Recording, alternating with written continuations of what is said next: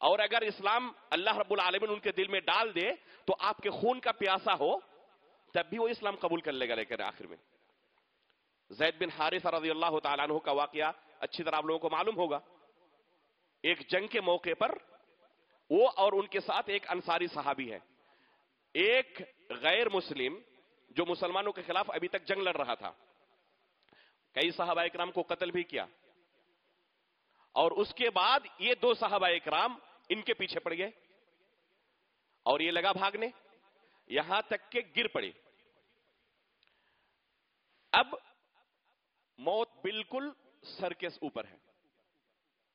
زید رضی اللہ تعالیٰ عنہ اور ان کے ساتھ جو ساتھی تھے انصاری صحابی, ان دونوں نے تلوار اٹھائی قتل کرنے کے لیے, اور اسی موقع پر اللہ رب العالمین نے ان کے دل میں اسلام ڈالا اور کہا اشہد ان لا الہ الا اللہ.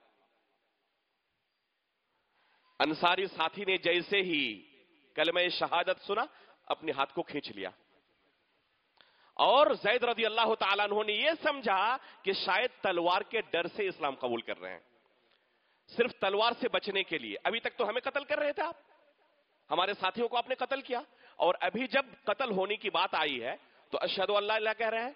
انہوں نے یہ سمجھا کہ وہ دل سے اسلام قبول نہیں کر رہے ہیں, اپنی تلوار چلا دی اور قتل کر ڈالا.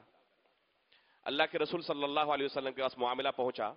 اللہ کے رسول پوچھتے رہے حل قتلتہ بعدما قال لا الہ الا اللہ, لا الہ الا اللہ کہنے کے بعد بھی آپ نے انہیں قتل کر ڈالا, لا الہ الا اللہ کہنے کے بعد بھی قتل کر ڈالا, بار بار کہتے رہے. زید رضی اللہ تعالیٰ عنہ اس سوال سے اس قدر پریشان ہو گئے, کہنے لگے کاش کہ میں آج ہی اسلام قبول کیا ہوتا اور میرا یہ گناہ معاف ہو چکا ہوتا اسلام قبول کرنے کی وجہ سے. اللہ کے رسول فرماتے ہیں کہ قیامت کے دن جب وہ شخص کلمہ لا الہ الا اللہ لے کر اللہ کے بارگاہ میں حاضر ہوگا تو آپ کیسے سامنا کرو گے اس کا؟ تو اللہ رب العالمین چاہے تو اس حالت میں بھی کسی کے دل میں ہدایت ڈال سکتا ہے.